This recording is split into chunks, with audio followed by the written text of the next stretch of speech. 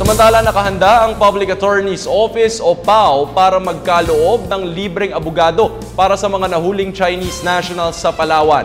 Ang buong ulat iatid sa atin ang aming kasamang si Joseph Parafina, live via phone patch. Joseph, magandang hapon sa iyo. Magandang hapon sa iyo, kasama ng JC. Handang-handa nga magkaloob ng mga libreng abogado ang Public Attorney's Office sa mga Chino na nakakulong ngayon sa Palawan dahil naman sa pagpasok nito sa karagatan ng bansa at panghuhuli at pagpatay ng mga endangered species na pawikan. Ito ay sa kabila po ng pagtanggi ng mga itong gamitin ang mga abogado ng Palawan. Ayon kay PAO Chief Persida Acosta, sa panayam ng PTV4, wala naman silang magagawa kung patuloy na tatanggi ang mga Chinong ito na kumilala at humingi ng abogado sa PAO na nasa batas naman.